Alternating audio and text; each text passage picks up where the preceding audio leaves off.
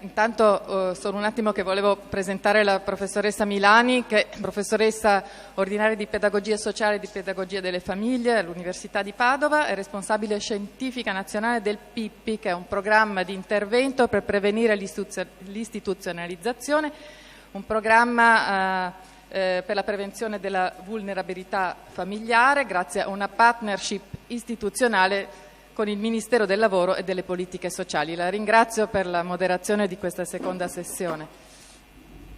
Grazie mille Isabella, grazie alla dottoressa Spadolini e a tutti voi che avete organizzato questo evento significativo di oggi. Grazie a chi è qui e a chi ci sta ascoltando online. Io non rubo tempo perché ho capito che siamo in ritardo, quindi vado velocissima. Abbiamo degli ospiti super illustri che davvero è importante ascoltare. Dico solo appunto che sono qua perché ho proprio interesse ad ascoltare, a capire meglio questa realtà, a conoscerla e soprattutto a creare delle connessioni con il lavoro che non solo, come è stato detto finora in maniera molto importante, la scuola può fare nell'educazione rispetto alla crescita e agli apprendimenti musicali, ma anche il mondo dei servizi sociali, socioeducativi, delle reti informali della comunità. Noi nel programma PIPPI lavoriamo con bambini e famiglie che vivono in una situazione di particolare svantaggio sociale. Lavoriamo perché ogni bambino abbia diritto a un progetto di intervento il più possibile unitario, cioè non frammentato tra diversi attori, che abbia qualcuno che si occupa di lui a scuola, poi ci sia qualcuno che si occupa della sua mamma che magari ha problemi psicologici o psichiatrici, allora c'è l'ASL e poi c'è l'assistente sociale del comune che fa altre cose. Abbiamo sentito qualche slogan stamattina per essere semplici e veloci. Uno slogan è un progetto per e con ogni bambino e con ogni famiglia, non tanti pezzettini di progetto. E questa idea è diventata oggi un LEPS, che è un livello essenziale di protezione sociale, e volevo condividere con voi che abbiamo finalmente questa nuova norma che riconosce il fatto che le famiglie che attraversano situazioni di vulnerabilità hanno un nuovo diritto, il diritto all'accompagnamento, ad avere un progetto di sostegno che le accompagni nel percorso della loro vita e soprattutto della crescita dei bambini. Ecco, a me pare che unire le forze, unire gli interventi e dare la possibilità ai bambini non solo di essere seguiti con gli strumenti tradizionali del servizio sociale della scuola, ma anche con gli strumenti che voi ci state raccontando oggi, sia una grande possibilità di innovazione e di pensare proprio l'accompagnamento dei bambini e delle famiglie nei percorsi di crescita in modo nuovo. Quindi abbiamo avuto qualche contatto anche pochi giorni fa a Roma con un coro, Manos Blancas, che ci ha regalato un momento di gioia incredibile durante un convegno alla presenza di un ministro e quindi anche il ministro ha capito cosa possono fare i bambini che apparentemente hanno delle disabilità e invece sono in grado di regalare gioia, molta gioia. E quindi io sono particolarmente onorata che abbiamo qui i fondatori dei coro Manos Blancas, che sono dei musicisti, strumentisti, ma anche dei pedagogisti e degli educatori, e con questa loro competenza ci raccontano di questa avventura da cui noi veramente vorremmo attingere. Naibet. Sì, grazie.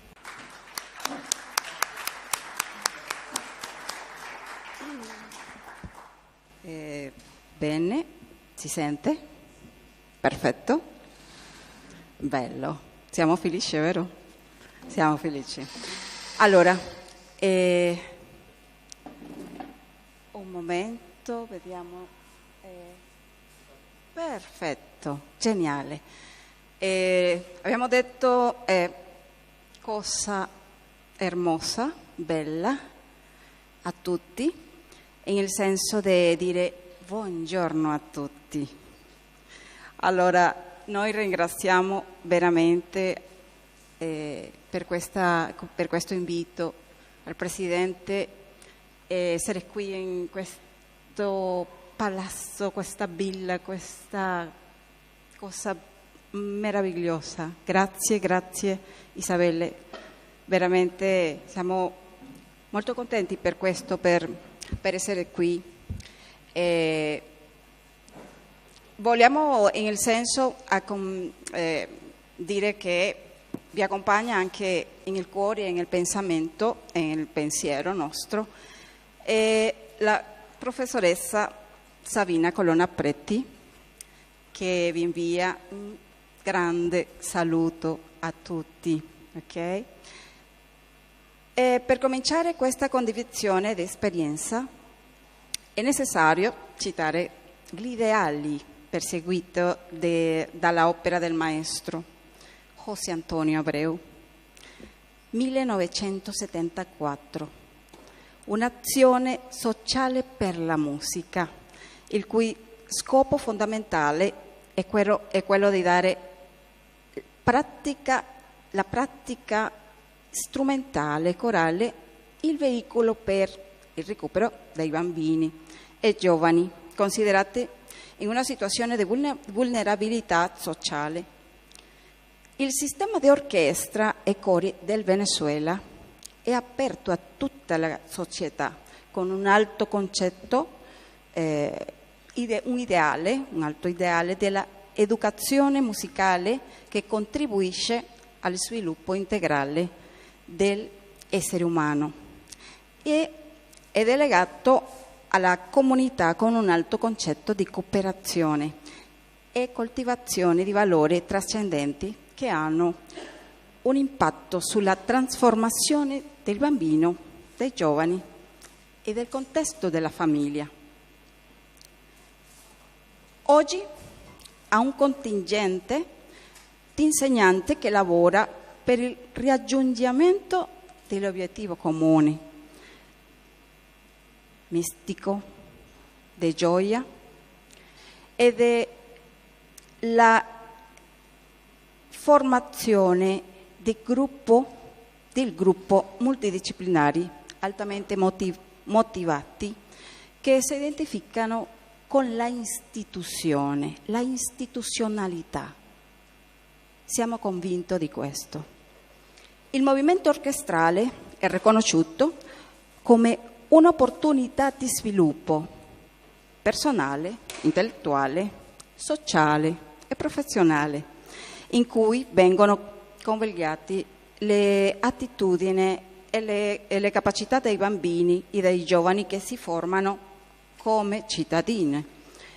Tutti i nuclei del sistema venezuelano sono nati tra le braccia di un padre, José Antonio Abreu, che ci ha lasciato in eredità il suo pensiero profondo e dire: chi vive un'orchestra e un coro pratica la concertazione. La concertazione per cosa? Per generare bellezza, come lo ha detto il padre Boccaro, di maniera magistrale. Grazie, padre. A quale bellezza si rifiere il maestro? È il momento di riflettere di questo. A quale bellezza vi parla? Alla bellezza dell'esistenza dell'essere. Il sistema è presente nella scuola pubblica venezuelana con la creazione di orchestre e cori attraverso lo svolgimento del programma del pupitre all'atril. Che cosa vuol dire questo? È dire del banco al leggio. Oggi rinominato Simón Bolívar. Il sistema nella scuola pubblica venezuelana contribuisce al processo di integrazione tra cultura e istruzione.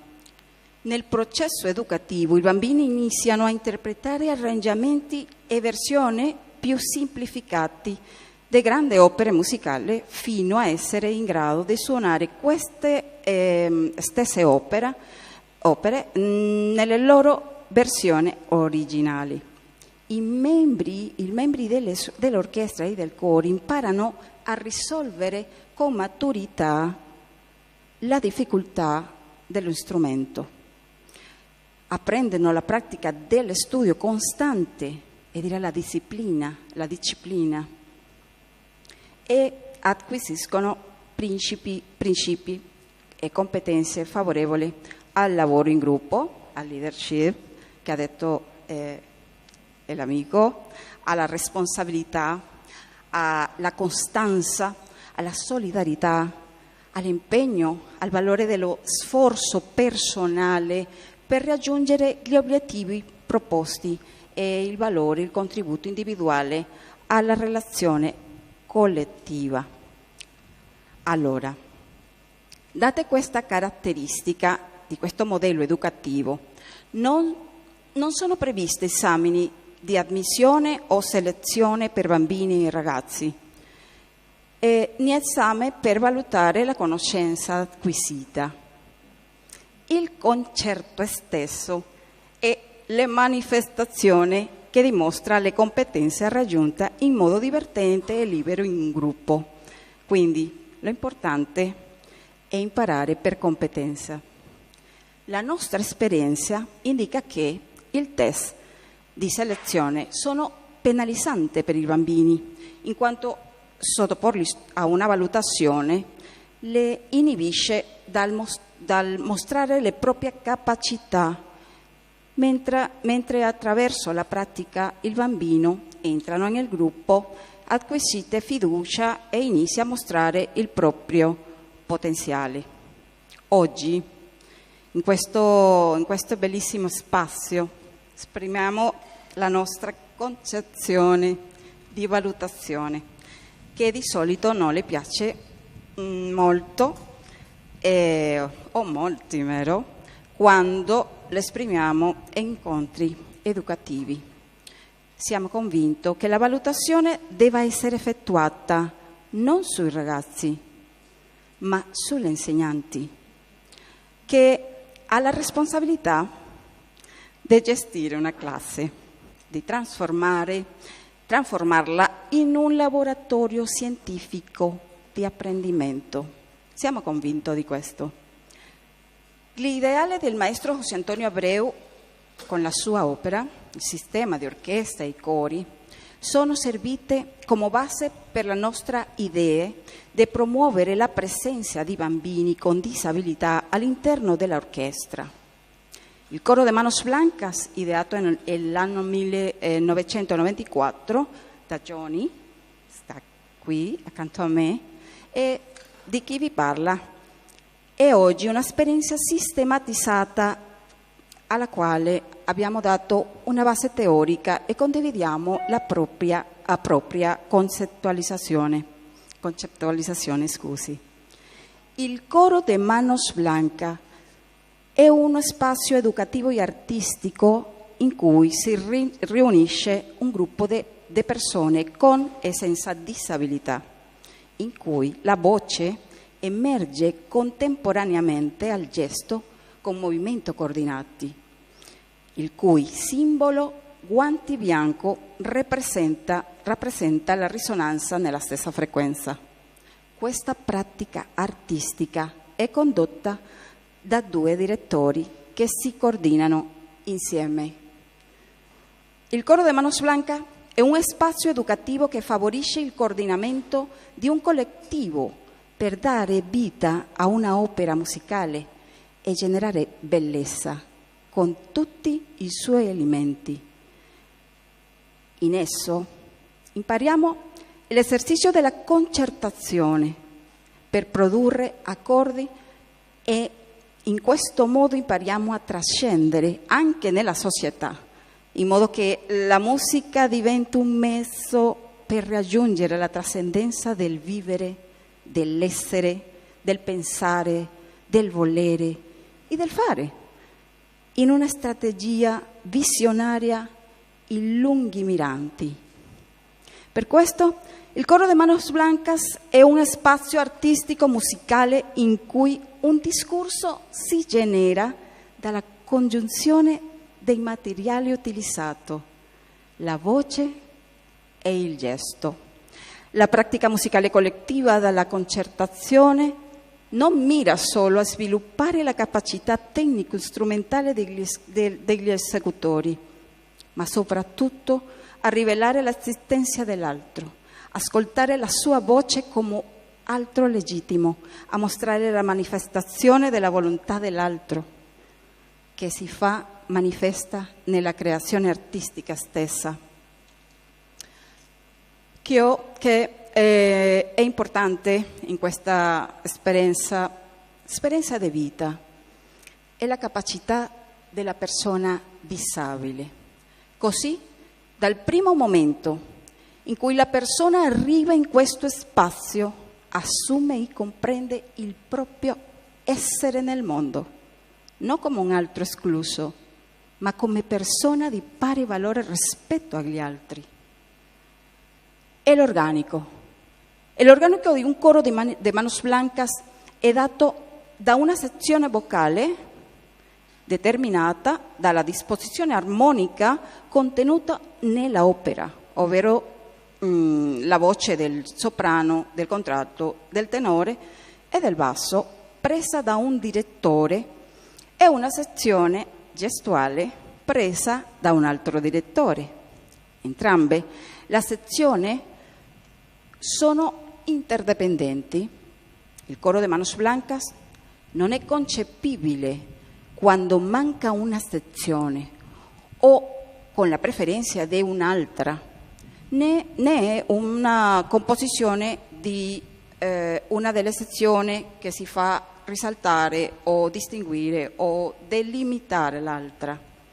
Non si tratta di un coro che canta e di un altro coro che accompagna, traduce in lis o fa da interprete attraverso il segno.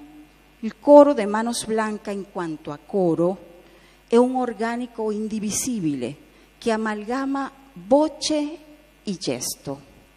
La voce e i gesti sono il corpo. Ogni voce è la voce di un corpo, ma a sua volta anche il gesto è la voce di un corpo. Pertanto, vocalità e corporeità costituiscono l'aspetto fenomenologico del discorso vocale gestuale del coro de Manos Blancas. Ora, la sezione gestuale del coro de Manos Blancas non appartiene o è esclusiva dei partecipanti sordi. Tutte le aree dell'educazione speciale, visivi, motori, la sordità, deficit cognitivo, impedimento motorio, tutte le aree che sono 6, gli spettri autistici, tutte questa area sono integranti entrambe le sezioni e la loro partecipazione è determinata dalla capacità della persona come espressione del proprio essere nel mondo. Allora, la gestualità è data dalla LIS come momento grammaticale di partenza nella costruzione del gesto. Il gesto è una costruzione semiotica basata sul movimento del corpo nello spazio occupato dai corpi.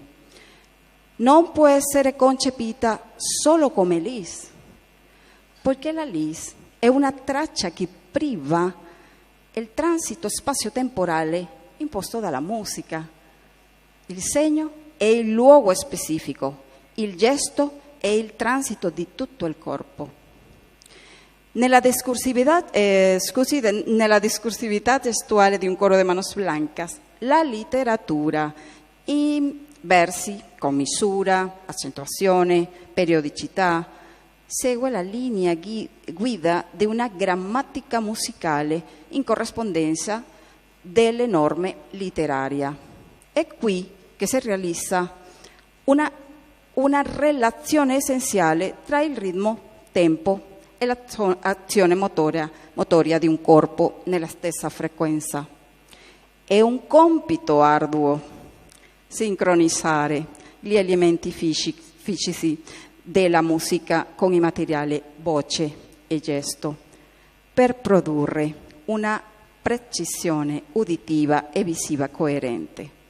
Possiamo dire che la discursività gestuale è una questione di linguistica e poesia, che si concentra sul numero di verso in ogni strofa, sul numero di sillabe in ogni verso e la sua disposizione delle sillabe come lunghe, corte, accentata, non accentata.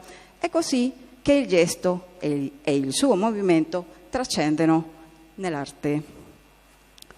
Un altro aspetto a sottolineare è che l'opera musicale è direttamente connessa con l'espressione del viso. Questo viso, con il movimento della testa, degli arti superiori e inferiori, nelle loro combinazioni a tetrade, sono connessi con i 4 voci da pronunciare, dire soprano, contralto, tenore e basso, costituendo una unità armonica di espressione. La discursività gestuale del coro de Manos Blancas parte dalla lingua dei segni come base per la costruzione del gesto, che trascende nella discursività gestuale proprio, coinvolgendo tutte le parti del corpo. Siamo in presenza di un corpo artistico senza limite per la musica.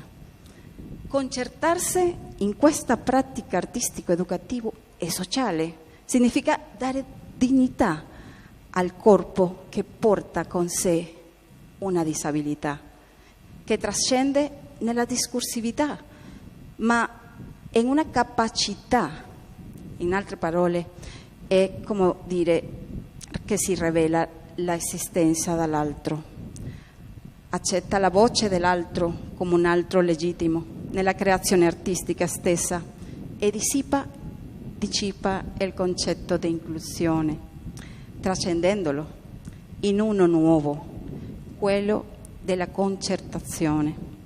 Siamo convinti che in momenti di immensa difficoltà, quello che legano e compromettono è l'essere dell'uomo. Siamo la unica situazione in cui questo essere può emergere con maggiore chiarezza. Grazie. A continuazione vogliamo condividere un piccolo video che racconta in immagine un po' quello che abbiamo condiviso. Grazie a tutti.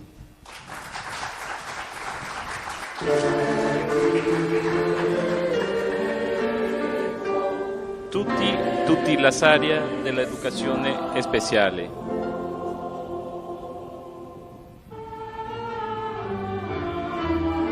Questo è in Torino Casa per Volare, una ragazza con sindrome di Down, dove espresa con su corpo la gestualidad, el ritmo, el tempo.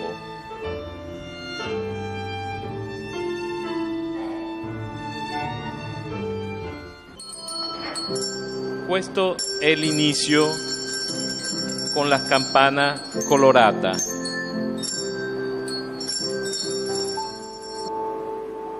Luego diventano in questa campana di broncio e tubulare.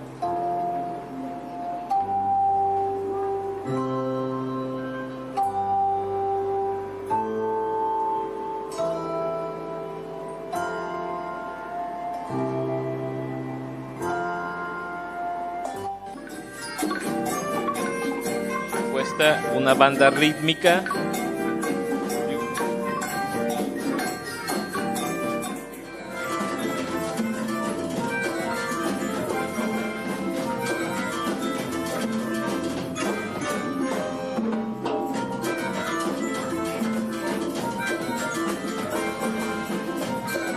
per cortesia, più volume.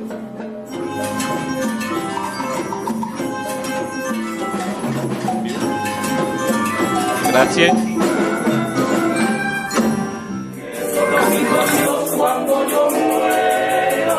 Questo ragazzi con autistici, deficit visuale, difficoltà dell'apprendimento. 3 ragazzi ciechi. di alma già Mano violentava letterando l'amor mi carne viva su cargas el dolor mientras en la calle en local cada día el carnaval del mundo nos daba y se ría burlándose el destino me robó su amor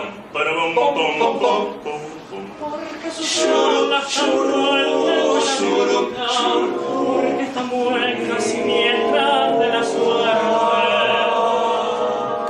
y si abrigarla y más pudo la muerte no me duele y se ahonda mi herida yo sé que ahora vendrán caras extrañas con su limón y alivia mi tormento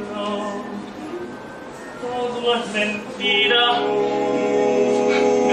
ese lamento hoy está solo mi corazón Pues el coro de Manos Blancas en una prueba.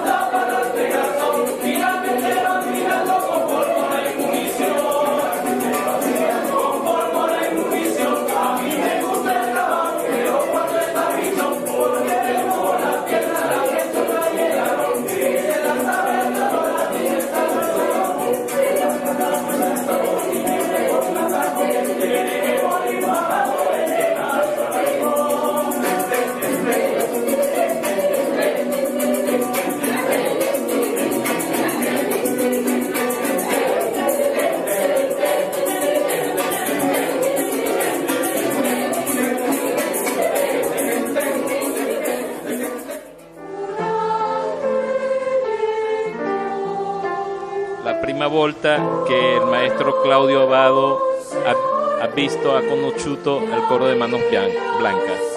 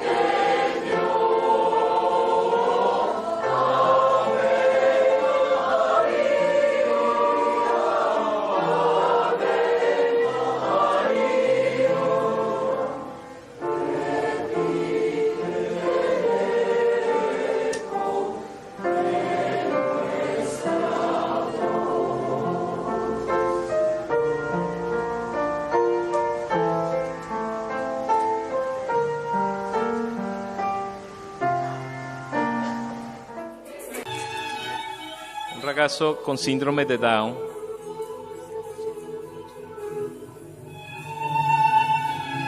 en su práctica de direcciones orquestales.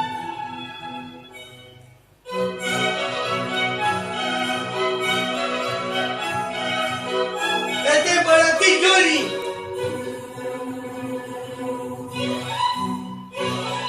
No sabría decir cuántas veces hemos dicho: haz lo que tú puedes, sí puedes, adelante, vamos. O sea, ese es el día a día, es eso. Todo ser humano, cuando se propone conquistar algo, tenga lo que tenga, la discapacidad que tenga, si se lo propone, lo hace. Es un don que tenemos, es un don que tenemos. Y todo es descubrir ese potencial para después desarrollarlo. Ese es el trabajo y el secreto. Maestro Isaac Perman también recibió los guantes del coro de Manos Blancas. Igual Simon Rattle recibe los guantes del coro de Manos Blancas.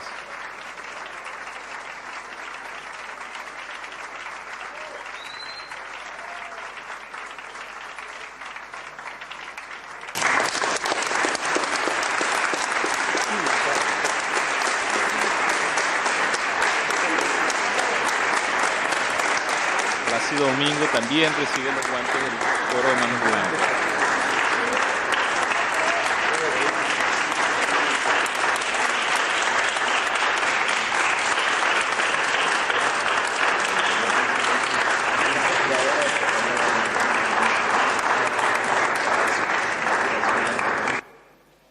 Oye, los guantes... ¿Quién me ayuda con la traducción?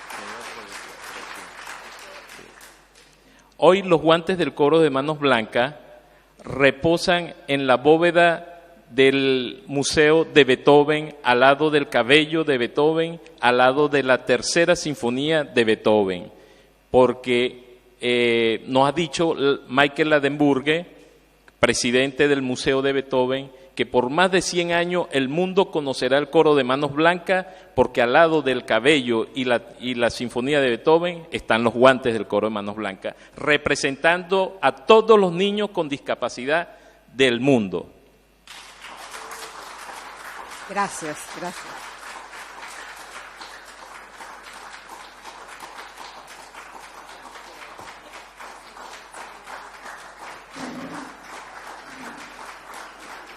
Chiara, a lei il difficile compito di continuare dopo questo momento. Mi capite, vero?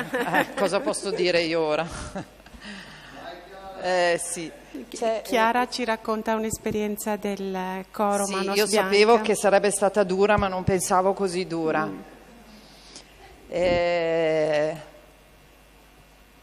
Io sono Chiara Cattapan, sono un'insegnante musicista dell'Istituto Comprensivo di Vedelago, provincia di Treviso, e in questi anni ho avuto la fortuna di lavorare nell'ordine verticale della scuola statale, perché ho iniziato dalla scuola dell'infanzia, poi sono stata più di 20 anni nella scuola elementare e ora sono nella scuola secondaria di primo grado, quindi mi sono un po' resa conto di cosa significa l'approccio dell'insegnamento della musica dai bambini molto piccoli fino ai ragazzi adolescenti. Vediamo se riesco a... Ecco. Nel presentare, cioè sapendo che venivo dopo Naibet e Johnny, mi sono data allo sport e ho deciso di prendere in prestito i 17 goal dell'Agenda 2030 per lo sviluppo sostenibile, sottoscritto dai 193 paesi dell'ONU. Voi vi chiederete cosa c'entra con il tema delle orchestre sociali e con il coro Manos Blancas e Mani Bianche. C'entra perché questo traccia un percorso di molti anni che gli Stati si sono impegnati a seguire per creare un mondo migliore e per lasciare soprattutto un mondo migliore ai nostri figli. Io in tutte le proposte che vedo la domanda è sempre la stessa: io insegno musica, cosa posso fare? Come posso tradurre o declinare queste attività, questi progetti nella mia attività?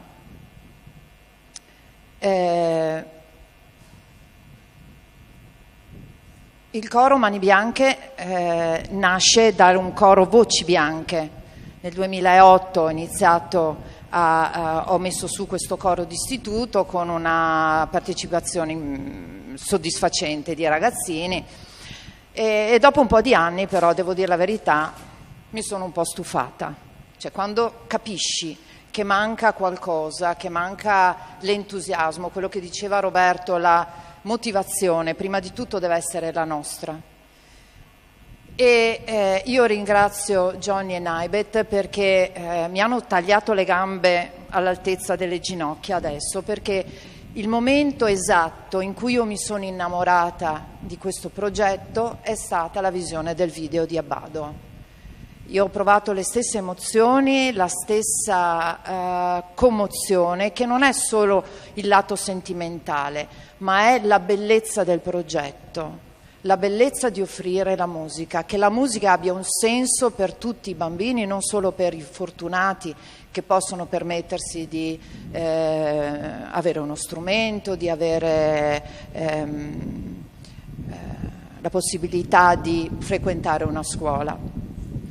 E quindi io mi ricordo che ho passato una sera intera a leggermi, a guardarmi tutti i video possibili e immaginabili, perché avevo intuito che quella era quello che volevo fare, volevo diventare quello che volevo diventare come musicista e come insegnante, e mi ha stupito perché mi ha cambiato anche come donna.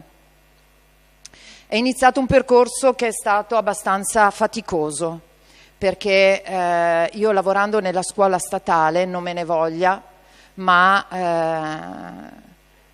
Annalisa, ma a volte siamo dentro a un sistema in cui le barriere burocratiche a volte spengono i fuochi, spengono gli entusiasmi, la fatica è sempre tantissima e in questo ci vuole un po' di fortuna, che io ho avuto, perché lavoro in un istituto che è sempre stato veramente è composto da persone sensibili e persone che mi hanno dato fiducia, e io dico sempre abbiamo una dirigente illuminata che mi sostiene e a volte anche mi sopporta. Il primo gol, sono 17 gol, ma ne ho tagliati alcuni perché immagino siate stanchi. Il primo gol è di Daphne Nederhorst, fondatrice di Sawa World, che è impegnata in Africa a risolvere i problemi di povertà delle persone che stanno attorno a lei. E ci lascia la frase: credo in un mondo in cui la povertà estrema non sarà che un ricordo lontano. In Italia, soprattutto nel nord-est, non abbiamo una povertà che si possa dire tale, almeno non finora, ma sicuramente abbiamo una povertà culturale, dove abbiamo famiglie che molto spesso lasciano i figli o nelle scuole fino a sera o in gruppi o parrocchiali, e i più fortunati hanno i nonni. Io mi sono accorta che molti dei miei bambini, ma pazienza loro, molte delle mie famiglie non erano mai entrate in un teatro, ma neanche il teatro del paese, non sto dicendo la Fenice, neanche il teatro del paese. E quindi uno dei miei obiettivi era far vedere ai ragazzi la bellezza che crea la musica ed uscire anche dal protagonismo che è tipico di questi anni, perché quando un ragazzo ha un microfono davanti si crede la velina di turno, oppure la prima domanda è: ma quante visualizzazioni hai? Ecco, lo sappiamo bene, no?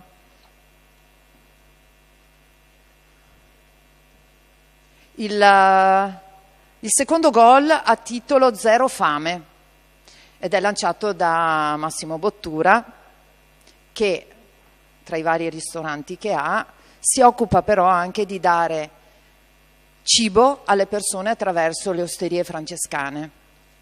La frase, che io approvo in pieno, e aggiungerei anche per il vino: condividere un pasto è un atto d'amore. Ecco, un atto d'amore è anche condividere un percorso e condividere tutti quei progetti che richiedono la cura delle persone, anche semplicemente per riuscire ad aiutare a far muovere su un palcoscenico i ragazzi. Ecco perché il mio coro molto spesso aiuta ed è disponibile per le associazioni di disabili con cui collaboriamo per piccoli progetti.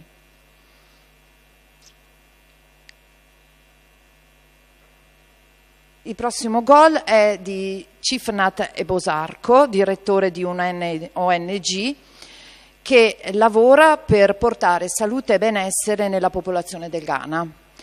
La frase è: solo garantendo la salute possiamo creare benessere. La salute sembra una cosa scontata, ma non lo è più, lo abbiamo visto purtroppo in questi anni, in questi 2 anni di pandemia, e a tutti i livelli, non solo per gli anziani ma anche per gli adulti e anche per i bambini. E quando sono i ragazzi a soffrire, tutto diventa più difficile e più doloroso. Noi nel coro abbiamo avuto, avendo dei bambini con delle disabilità, sappiamo che sono molto fragili. Abbiamo avuto una ragazzina che è stata colpita da un ictus e proprio sotto le feste natalizie. La cosa bella è che i ragazzi hanno chiesto di passare il Natale, la vigilia di Natale, nella cappella dell'ospedale dove lei era ricoverata, e lei, quando l'ha saputo, si è fatta accompagnare con il letto per salutarci. Ecco, quindi far capire ai ragazzi che quello che hanno, quello che siamo, non è scontato, è un regalo e dobbiamo usarlo per restituire almeno un po' di questo bene.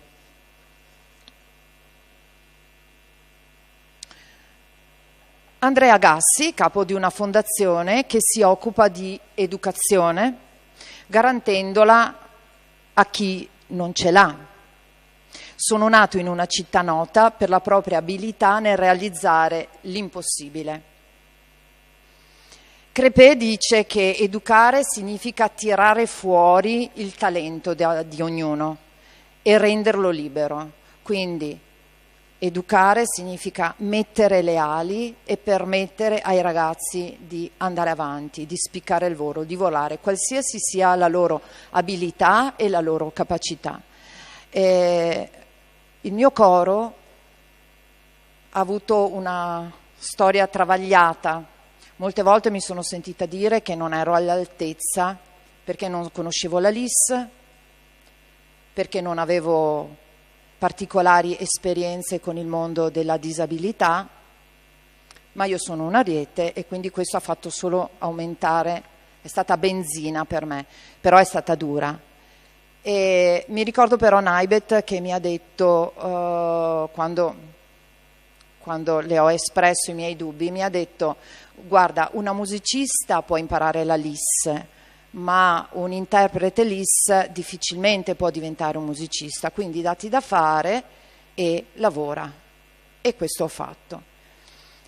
A differenza dei cori Manos Blancas, io ho scelto, per la tipologia della realtà del mio territorio, di lavorare con un unico coro. È un coro vocale che segna intanto che canta. Quindi si dà la possibilità a tutti di o cantare o segnare o fare entrambe le cose, perché l'esigenza era quella di creare veramente inclusione e creare un gruppo che fosse gruppo da quando arrivano, da quando si salutano, da quando fanno le prove, da quando salgono in pullman per i concerti, per quando si cambiano, fosse un'unica realtà. E nelle prove molto spesso questo dare le ali io faccio i segni e la decisione di come interpretare la canzone in genere la faccio insieme ai ragazzi, perché partendo dall'analisi musicale poi si sceglie insieme dal segno come ampliarlo, come muoversi, come usarlo in funzione della musica.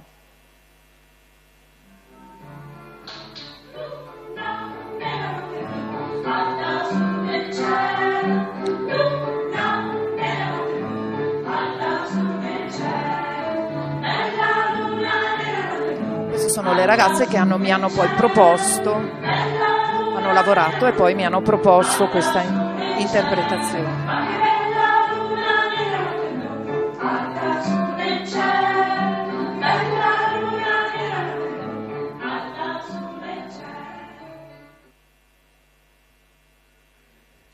Bonnie Chu, che lavora sull'uguaglianza di genere, fonda questa associazione che prende le ragazze abusate, marginalizzate, e le rilancia socialmente attraverso la fotografia.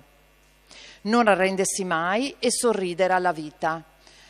Sorridere alla vita vuol dire accettare la fatica, e sappiamo che a volte, adesso vi faccio ridere, che a volte è tanta, soprattutto bambini piccoli che si trovano a cantare alle 10, alle 11 di sera, però questo aiuta a capire quanto è significativo per la tua vita quello che stai facendo, la fatica.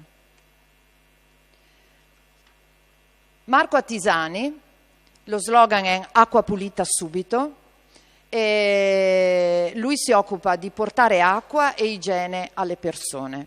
La frase è: cosa fai cambia il mondo per un momento, ma perché lo fai cambia il mondo per sempre.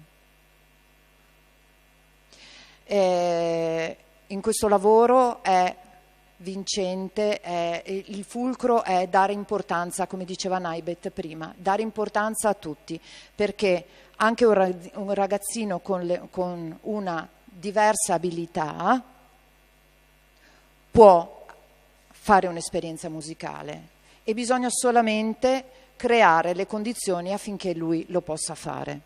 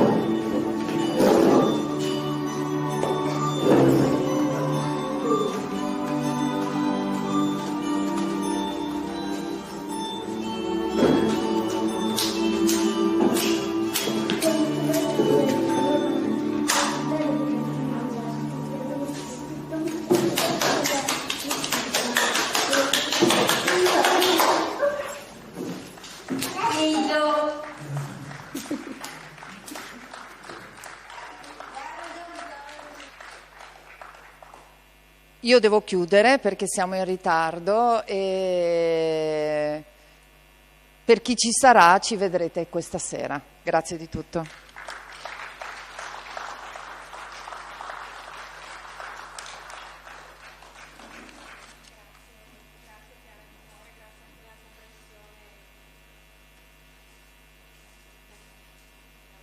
Grazie Andrea, grazie. No, grazie a Chiara della comprensione anche per il ritardo e di averci portato questa esperienza straordinaria su cui sicuramente avremmo avuto piacere di sapere di più. Concludiamo questa sessione sui cori con l'esperienza di Eliana Gintoli su un percorso musicale di integrazione rom e di contrasto all'antiziganismo. Le diamo subito la parola, la ringraziamo molto di condividere con noi questa esperienza che è veramente un'esperienza di frontiera. Grazie mille.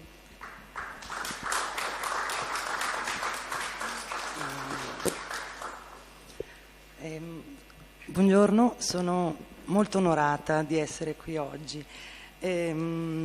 Questo convegno è un'occasione importantissima, preziosa per parlare della mia esperienza. Userò qualche guide per qualche immagine che è forse più esemplificativa di tante parole. Ringraziio Isabella Longo perché mi ha sempre incoraggiata in questi anni, mi ha seguita, incoraggiata e mi ha invitato, dandomi veramente questa occasione incredibile. Allora, io sono una violoncellista professionista e da una decina d'anni porto avanti anche progetti nelle scuole elementari, soprattutto nelle zone periferiche di Milano. Scusate, così parto e poi vado tranquilla.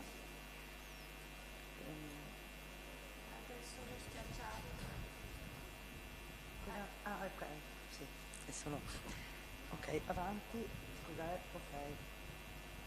Avanti, ok. Ecco, scusate. Quindi porto avanti dei progetti di pratica strumentale e corale nelle scuole primarie e nella scuola media. Prima come insegnante di sostegno, poi di violoncello e poi alla fine di educazione musicale. E devo dire che come insegnante di educazione musicale ho trovato la mia dimensione ideale. Amo il gruppo, come per me è il luogo ideale per interagire, per costruire, per produrre anche. Quello che io cerco di creare con il gruppo classe è proprio una consapevolezza che il lavoro di gruppo è basato sulla responsabilità individuale, personale. Ma tutti voi lo sapete benissimo, quindi non sto a dirvelo, però per me è fondamentale la pratica strumentale, la pratica musicale, il fare musica insieme, perché allora nel fare musica si attivano i meccanismi di ascolto, di rispetto, di osservanza delle regole e il risultato si raggiunge quando il ragazzo si sente connesso alla classe, sente che il proprio sforzo unito allo sforzo degli altri poi dà un risultato. E anche la scelta del repertorio è importante, soprattutto con i ragazzi, con gli adolescenti. Io ho portato,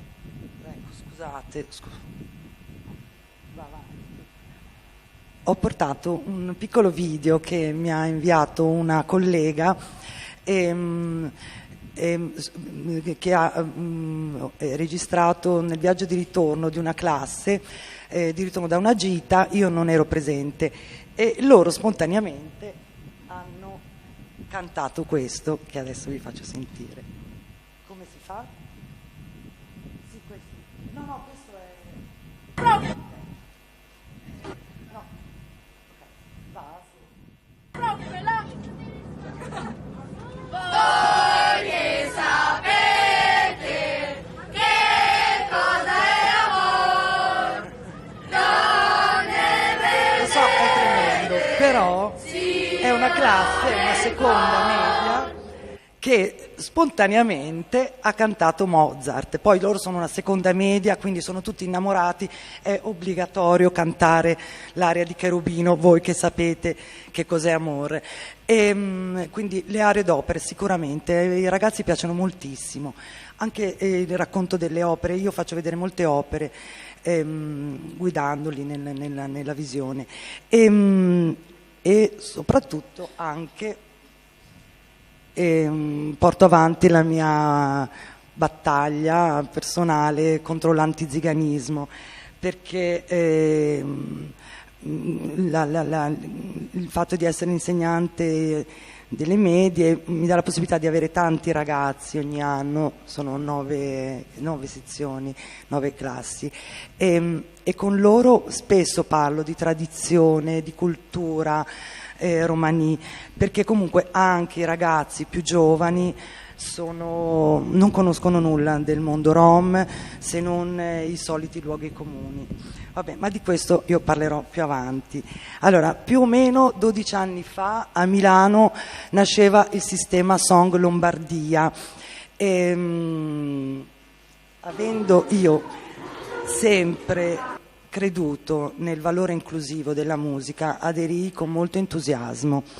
E mi sembrò proprio un'occasione perfetta per portare avanti anche le mie idee, i miei progetti, e mi fu concesso di aprire e coordinare un nucleo nel mio quartiere, nella scuola dei miei figli, per cui io conoscevo benissimo il territorio, le famiglie, e andai personalmente a cercare quei bambini a cui secondo me faceva bene un percorso musicale, ed erano bambini sicuramente svantaggiati economicamente e anche lontani socialmente, culturalmente dal mondo della musica classica.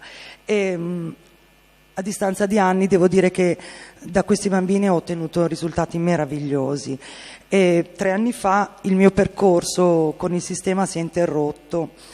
Mi dispiace, ma i nostri obiettivi e soprattutto, diciamo, le modalità operative non erano più coincidenti, ecco. Ma ecco, qui ci sono le varie foto dei concerti che ho fatto in questi anni con i bambini del sistema. Ecco, questo per esempio è una foto a me molto cara, perché sono i Dragoncelli, che è un gruppo di violoncellisti piccolissimi che come dicevi, come mi ha suggerito Sabina Colonna Preti, li faccio pagare, e il costo è €1 a lezione e 2 se saltano. Ecco, questi sono i Dragoncelli, fantastici. Ecco, io comunque grazie al sistema ho conosciuto tantissimi bambini di diverse origini geografiche, di diverse condizioni sociali, che grazie alla musica hanno avuto un'occasione di crescita personale e culturale. E molti di questi bambini ora sono ragazzi e sono rimasti al mio fianco, e li ho sempre coinvolti in tutte le attività che ho fatto in seguito. Ecco, questo è un flash mob che avevamo organizzato con 500 bambini delle scuole elementari che cantavano l'Inno alla Gioia, e un gruppo di musicisti che li accompagnava. È stato per l'inaugurazione della Darsena nel 2015 a Milano. Ecco,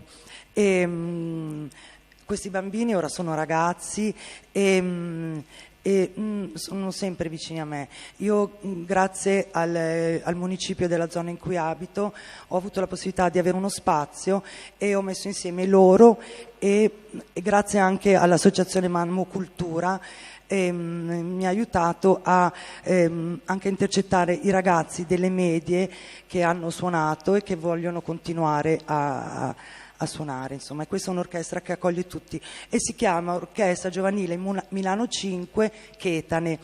E Chetane è un nome molto importante, perché nella lingua romanese vuol dire insieme, perché questa orchestra è stata creata proprio con lo scopo di unire più ragazzi possibili di diversa natura e di diversa estrazione, e soprattutto i rom, i bambini rom che stanno iniziando a studiare seriamente uno strumento. E qui entriamo proprio nel motivo per cui sono stata invitata qui oggi, ed è il mio lavoro con i bambini della comunità rom di Milano. Devo dirlo che i rom sono sono un mondo sconosciuto, sono bombardati da pregiudizi e da cliché negativi, anche se la maggior parte dei Rom che risiedono in Italia hanno una casa, lavorano, i figli vanno a scuola, sono perfettamente integrati nella società, purché non dicano di essere Rom. Sono romeno, bosniaco, macedone, tutto purché non si sappia che sono uno zingaro, perché il Rom è respingente. Su questo mettono d'accordo tutti, il Rom è respingente, vengono vissuti come pericolo, con diffidenza sempre e spesso anche con rifiuto. Il Rom, per integrarsi nella nostra società, deve necessariamente negare la propria romanipè, che è l'identità Rom. Dunque, come mi sono avvicinata io ai Rom? L'occasione si presentò 6 anni fa, perché organizzai un mini campus estivo in un parco della periferia sud di Milano, e avevo conosciuto da poco Diana Pavlovic, che è una rappresentante molto attiva della comunità Rom, ed essendo il parco molto vicino ad un campo Rom, mi venne l'idea di provare a coinvolgere alcuni bambini del campo. Andai per qualche settimana, giusto per metterli a loro agio sullo strumento, e poi parteciparono con gli altri bambini del sistema a questo mini campus estivo. La mattina si facevano le lezioni, tra l'altro bellissimo perché gruppi sparsi in tutto il parco, e il pomeriggio le prove d'orchestra tutti insieme. Devo ammettere che io sono sola in tutto questo percorso, però posso contare su una trama relazionale molto estesa, con musicisti professionisti, soprattutto del Teatro alla Scala, dove suona mio marito e dove anch'io ho suonato parecchi anni, che sono sempre stati vicini a me, insomma. Si prestano generosamente tanto a trascrivere brani per noi quanto a suonare insieme e anche a insegnare. E in quel caso misi in campo proprio un bel gruppo di insegnanti che si presero a cuore i bambini, e c'è un bellissimo concerto, un'esperienza stupenda. E dopo questa esperienza con Diana Pavlovic mi chiamò ancora per occuparmi dei bambini del campo di Via Sacile a Milano. Dunque non è un campo, lo chiamiamo campo, ma era un centro di permanenza temporanea, che sì, è come un campo ma peggio di un campo, soprattutto quello che era in chiusura, per cui era in completo degrado, montagne di rifiuti, contenere ammuffiti, topi, e ovunque, questo mi colpì moltissimo, c'erano sacchi con le cose pronte per l'eventuale improvviso abbandono. Eccolo qua, eccolo, Pipino. Non fu facile inizialmente, perché i Rom sono anche loro molto diffidenti nei nostri confronti, e soprattutto loro, che erano abituati alla visita di associazioni di ogni tipo, che proponevano progetti di ogni tipo, entravano come meteore, facevano e andavano. E infatti la prima domanda che mi rivolsero fu: tu di che associazione sei? Che progetto ci porti? E a me questa domanda mi brucia moltissimo, perché proprio la lessi così. Vediamo questa, che cosa si è inventata per mangiare sulle nostre teste, perché vabbè, non è questo il luogo, però si potrebbe aprire una parentesi sull'enorme quantità di spreco, no, delle risorse pubbliche per sovvenzionare progetti assolutamente inutili. No, io ero sola, una libera cittadina, e volevo proporre ai bambini di suonare uno strumento. Potevo offrire viola o violoncello. Ovviamente tutti i Rom vogliono suonare il violino, ma io riesco sempre a convincere qualcuno a suonare il violoncello. Eccoli qua, a suonare il violoncello. E qui devo anche sfatare un mito che si dice, no? Dai un violino in mano a un rom e lui lo sa suonare. Non è vero, perché sono bambini con enormi difficoltà di concentrazione, di memorizzazione, anche di manualità fine, di rapporto con gli altri, di una bassissima autostima hanno tutti. Sono bambini che spesso hanno già subito parecchi sgomberi e ogni volta hanno dovuto ricominciare da capo in una nuova scuola, un nuovo ambiente, nuovi compagni, nuovi programmi. Loro partono sempre svantaggiati e non recuperano mai, non recuperano. Da qui poi la frustrazione e l'inevitabile abbandono. Ma nel campo di Via Sacile, con un po' di pazienza, superata la diffidenza iniziale, riuscì a coinvolgere 17 bambini tra violini e violoncelli. Andai per qualche mese regolarmente a fare lezione, ma poi irrevocabilmente il campo fu chiuso e i bambini smistati, i più fortunati nelle case, pochissimi veramente, altri in altri campi, alcuni senza alternativa abitativa.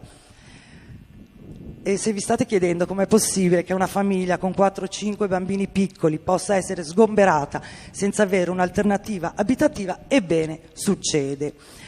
Però con varie peripezie riuscì a mantenere i rapporti con quasi tutte le famiglie. Andando io stessa nei campi, nelle case che avevano occupato, guardate, anche nei parchi, come mi ha ricordato un amico, anche in furgone in caso di pioggia. E fu un periodo molto impegnativo, ma non mi scoraggiai perché stavo organizzando un evento insieme a Diana Pavlovic proprio all'Auditorium di Milano l'8 aprile, che è la giornata internazionale del popolo rom, e questi bambini erano diventati la forza motrice dell'evento. Senza di loro non avrebbe avuto alcun senso organizzare l'evento, perché l'evento consisteva in un grande concerto in cui erano coinvolti loro, i bambini del sistema e un grande coro formato dai miei alunni delle medie che avrebbero suonato tutti insieme. E eccoli qua, il coro delle medie con le cartellette con la bandiera rom. Un grande concerto, molti interventi, anche Monio Vadia fece un bellissimo discorso sull'odio razziale, sull'antiziganismo, e per un pubblico formato da 800 ragazzi delle medie e superiori, che sono sicura che quel giorno sono andati via con un'idea diversa dei rom. Questi bambini ex di Via Sacile sono sempre rimasti con me e con loro ho formato il coro e l'orchestra Chetane. Nel gennaio 2020, eccoli qua, il coro, nel gennaio 2020 ci siamo esibiti nel ridotto del Teatro La Scala per la giornata della memoria. Il coro è stato accompagnato da un ensemble della Scala e abbiamo eseguito tra i vari brani anche uno di Paolo Marzocchi, che è quel signore lì che è un compositore molto sensibile e attento, che ha trascritto per noi una canzone popolare russa molto semplice, però c'è stato un accompagnamento molto sostanzioso e virtuosistico dell'ensemble scaligero. Fu bello, fu bellissimo anche in quel caso. E poi ancora l'anno scorso ho realizzato con un amico regista un video che si trova su YouTube per la giornata della memoria, per celebrare il Porraimos o Samudaripen, che è l'olocausto del popolo rom, l'olocausto dimenticato dei rom. E anche in quel caso ho messo insieme i bambini rom che suonano e i miei alunni delle medie che cantano, e cantano l'inno rom, bellissimo, Gelem Gelem. Finalmente quest'anno, dopo 8 anni, insomma, ho avuto un piccolo piccolissimo finanziamento dal Comune di Milano, integrato poi dall'Associazione Opere Roma, che si occupa della diffusione della cultura romani, e sono riuscita a garantire a 21 bambini rom che risiedono nei campi un percorso continuativo con lezioni individuali di strumento e di teoria e solfeggio.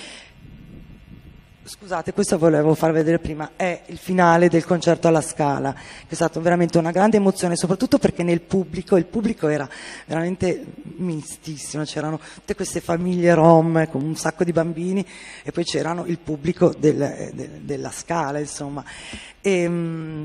Dunque questo un percorso per 21 bambini che stanno studiando, c'è un insegnante che va da loro e gli fa lezioni di strumento e un altro che gli fa lezioni di teoria e solfeggio. Quando loro saranno autonomi nella lettura sullo strumento, parteciperanno ai concerti con l'orchestra giovanile Milano 5 Chetane. Già quest'anno, l'8 aprile, c'è stata la prima occasione, abbiamo fatto un concerto bellissimo al chiostro dell'Umanitaria, ma la cosa importante è questa, che questi bambini frequentano regolarmente la scuola e stanno avendo dei significativi miglioramenti sia sul piano didattico che proprio sul piano personale, nei rapporti con i compagni. È un ragazzo, un violinista, ex Via Sacile, che ha fatto un percorso molto impegnativo per lui perché ha subito vari spostamenti, eccetera. Lui ha fatto adesso la missione in conservatorio, io stavo aspettando adesso, continuo a mandare messaggi per sapere com'è andata. E lui parla della sua esperienza e dice questo, che da quando lui ha iniziato a suonare il violino e fa parte di questo progetto, non si vergogna più di dire che è rom. Perché sente che questa cosa gli ha dato una grande forza, una grande dignità, e io auguro a lui e a tutti veramente una luminosa carriera nella musica.